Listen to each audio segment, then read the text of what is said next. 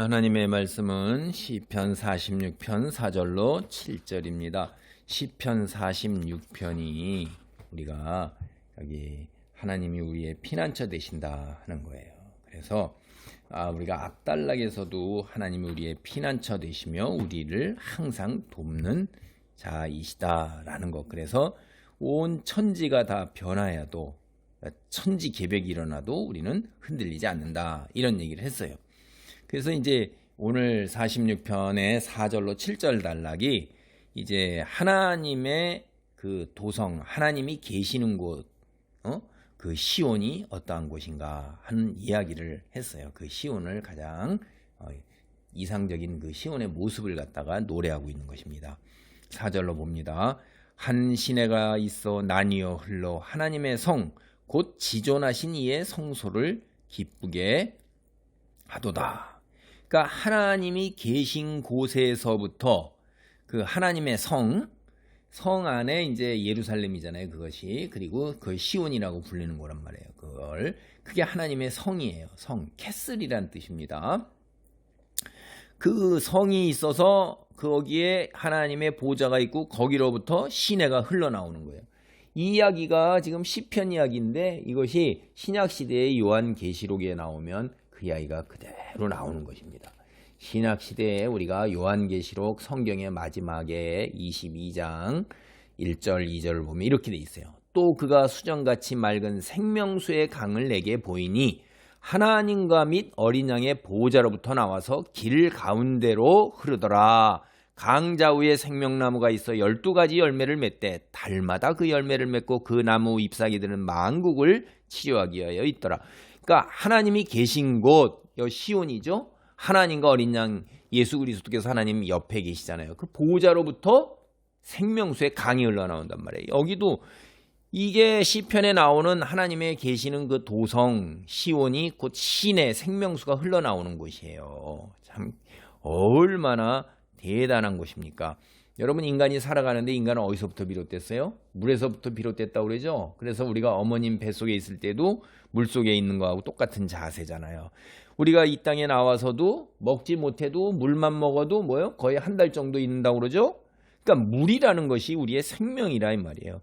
사람의 생존을 위협하는 최악의 상황에서도 하나님은 자기 백성을 보호하시고 그들의 우리의 생명을 보호하기 위해서 생명수를 공급하시는 거예요. 5절 보면 하나님이 그 성중에 계심에 성이 흔들리지 아니할 것이라 새벽에 하나님이 도우시리로다. 우리 이 앞절에 보면요, 어떻게 되면 땅이 변하고 산이 흔들려 바다 가운데 빠지고 바닷물이 솟아나고 그게 넘쳐서 산이 쑥 바다에 푹 빠져버리고 땅이 요동을 친다 이 말이에요. 이런 것에서도 성이 흔들리지 않는다. 왜? 하나님이 계시기 때문에. 이게 천지개벽이죠. 천지개벽. 무질서한 힘의 상징이 바로 그 앞에서 물이라는 것이 얼마나 흉용하고 무서운 건지 해일로 20m 30m씩 와서 산을 다 삼키고, 그런데 여기에 물은 생명수예요. 시온을 기쁘게 하고 잔잔히 흐르는 생명수라 이 말이에요. 왜 그래요?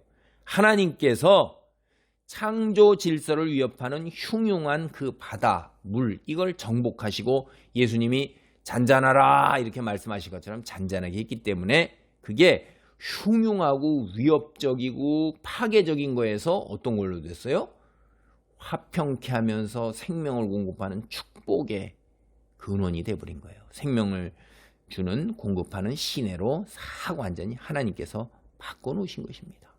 그러니까 이게 전능자라 이 말이에요. 축복과 회복과 영생을 상징하는 시내가 하나님으로부터, 하나님이 계시는 시온으로부터, 그 성전으로부터 비롯된다 이 말이에요. 그러니까 하나님이 계시는 그 성전이 창조 질서와 사람의 생명을 위협하는 그 무서운 흉흉한 물, 이것의 방어벽이 되는 거예요. 그러니까 온갖 세상이 아무리 흉흉하고 다 천지가 개벽을 한다 할지라도 우리의 생존을 위협하고 우리를 갖다가 파멸시킨다 할지라도 하나님이 계시는 도성은 든든한 방어벽이 되셔서 하나님이 우리를 지켜주신다 이 말이에요. 그래서 옥속에서 우리는 하나님의 절대적인 것, 평화와 위로를 더 얻게 돼요. 세상이 다 그런다 할지라도 그 우리는 그 속에서도 더 평온함을 누리고 평화를 누리니까.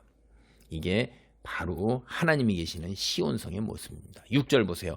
문나라가 떠들며 왕국이 흔들렸더니 그가 소리를 내심에 땅이 녹았도다. 만군의 여호와께서 우리와 함께 하시니 야곱의 하나님은 우리의 피난처로시다. 이제 문나라, 세상의 온 나라는 다 흔들려요. 여기 흔들리다, 이거는 좌우로 심하게 떠는 걸 얘기하는 건데, 이 세상이 왜 그렇게 다 흔들려요? 요한계시록 21장 1절을 보면 또 내가 새 하늘과 새 땅을 보니 처음 하늘과 처음 땅이 없어졌고 바다도 다시 있지 않더라. 그러니까 땅과 바다가 다 풀어져 가지고서 이제 완전히 끝나는 거예요. 이게 다. 인간은 어디로 가요? 있을 곳이 없죠. 공중에 떠 있습니까?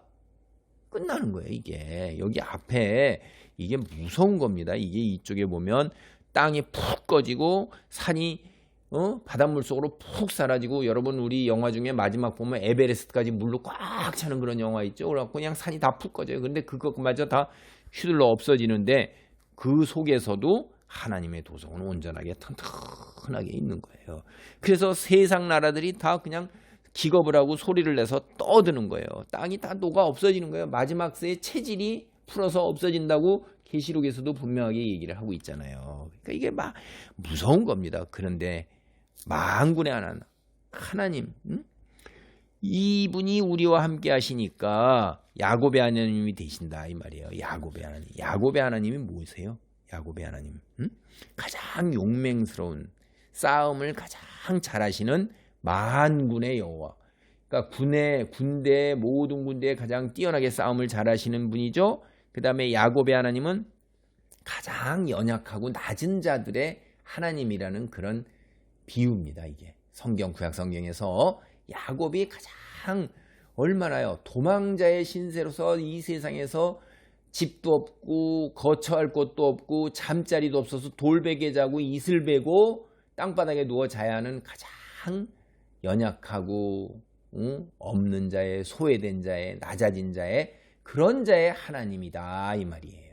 야곱의 하나님이라는 거는 그런 하나님. 그 다음에 온 세상에 가장 용맹스러운 하나님, 그분이 바로 우리 하나님이에요. 그래서 그분이 이 세상을 향해서 여기 보세요.